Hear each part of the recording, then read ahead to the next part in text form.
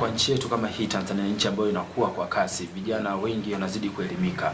Unadhani uendeshaji wa reli inategemea tuweze kupata miundo mbinu ipi hasa ya kiteknolojia pamoja na mitaji ipi ili uweze kuisimamia na ikaenda vizuri, hasa ukizingatia sasa hivi tena tumekuja na SGR. Hii yote pasina shaka tutatamani kuiunganisha katika mfumo wa TAZARA ili kuweza kutanua wigo wa usafirishaji wa mizigo mikubwa. Unadhani mitaji ipi ambayo inahitajika na teknolojia ipi ambayo inahitajika kwa Tanzania? Na bahati nzuri mwekezaji kwa mfano kama huyu ambaye anapewa TAZARA, yeye anajua na anakuja na teknolojia. Kwa kinachofanyika pale ni vijana wetu wenye elimu watanufaika, kwa sababu mwekezaji anapokuja anakushepu kulingana na aina ya uwekezaji ambao ameufanya. Kwa hiyo ninaamini teknolojia ambayo itakuja vijana wetu watamudu namna ya kwenda nayo ili mwekezaji apate faida na nchi iweze kunufaika. Hilo ndio kubwa. Lakini ni wazo la kufikiri pia hata namna ya vyuo vyetu vinavyokwenda kutoa sasa wahitimu wa vyuo. Tutoe wahitimu ambao wataweza kupokelewa vizuri kwenye soko hilo la ajira. Kwa sababu mwekezaji anapokuja sio tu kujua kusoma na kuandika, lakini pia tuwe na ule utayari wa kupokea, uaminifu, ufanyaji kazi kwa bidii, kujituma na kuacha kulalamika. Hilo nalo ni tatizo ambalo vijana wetu wakati fulani huwa linawatoa ndani ya mifumo ya kuaminika katika ajira. Swala moja la uaminifu, unaweza kuwa kijana mzuri na elimu nzuri, lakini ukipewa kazi utaifanya kwa uaminifu, ni jambo ambalo kila mmoja anatakiwa kujiuliza. Je, vyuo vyetu vinatufundisha hivyo ama vinatufundisha ukihitimu chuo kikuu maana yake umeyaweza maisha? Yaani wewe umeyaweza maisha. Na swala sio kuyaweza maisha, swala ni namna ya kutumika, yani kutoa utumishi ambao utakuwa unatija kwa mwekezaji na kwa taifa. Kwa mimi na hakika kabisa vyuo pia vinaweza kuangalia namna ya kuendana na hizi kasi za uwekezaji ambazo serikali inaingia na wabia mbalimbali katika sekta tofauti. Sawa. Na kwa mikataba hii mikubwa ambayo nchi zinakuwa zinaingia, hasa hizi nchi ambazo tunasema zinaendelea, unadhani ni misingi ipi ya kiuchumi ambayo taifa huangalia kwa zaidi ili sije ikaingia kwenye matatizo tena kuliko kutatua tatizo?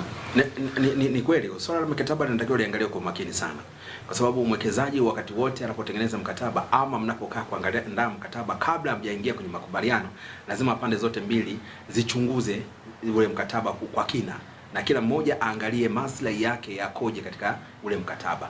Sasa kuna mikataba mingine huwa ina masharti magumu, kwamba unaingia mkataba alafu labda anakuambia hakuna kuendeleza miundombinu ya reli katika eneo lolote lile katika kipindi chote hicho ambacho reli atakuwa mwekezaji. Kwa hiyo mimi nafikiri masharti kama hayo si mazuri serikali kayakumbatia. Lazima ije na masharti ambayo ni rafiki, masharti ambayo yanakubalika, na mkataba uwe na nafasi ya kuvunjika pale inapoonekana kwamba kuna upande mmoja unahisi kwamba hautendewi haki na upande mwingine.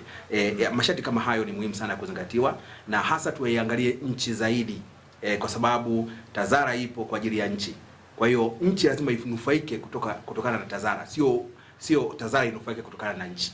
Kwa hiyo tukiweka hivyo kwamba TAZARA lazima inufaishe nchi, manake tutazingatia maslahi yote kwenye mikataba. Na kama maoni ya wananchi yanatija katika kufafanua vipengele vya mkataba huo wa miaka 30 ambao TAZARA unakwenda kuingia, ni muhimu sasa serikali na upande wa pili wakae waiangalie, kwa sababu kubwa zaidi anayetoa maoni sio maoni yote ya kupuuza. Kuna maoni ambayo ni chanya kabisa yenye maslahi makubwa na yenye afya kwa taifa. Kuna watu wanatoa maoni kutoka moyoni na sio tu kichwani.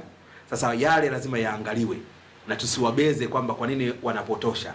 Inawezekana wanapotosha kwa sababu sisi hatujasema ukweli, sisi hatujaweka wazi, sisi hatujafafanua. Kwa hiyo waliopo kwenye nafasi lazima tusimame kwenye nafasi zetu kwa mioyo, tukijua kwamba hii ni nchi, sio tu sisi tunanufaika, lakini imnufaishe kila mtu ambaye anaishi ndani ya mipaka ya Jamhuri ya Muungano wa Tanzania, na vivyo hivyo kwa upande wa pili wa Jamhuri ya Zambia.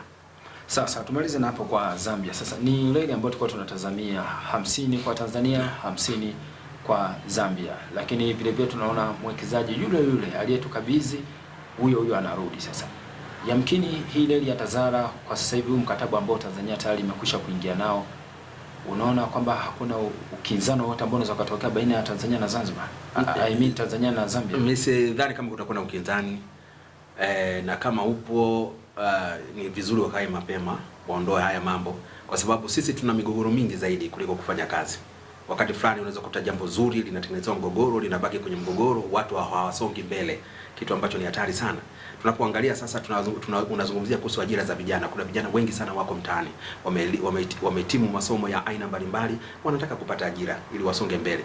Na tunaposema ajira, pale mwekezaji anapowekeza, maana kuna ajira za moja kwa moja na zisizo za moja kwa moja. Sasa zisizo za moja kwa moja ndo wale ambao huwa wanapata mikopo hata ile ya 10% kutoka kwenye halmashauri.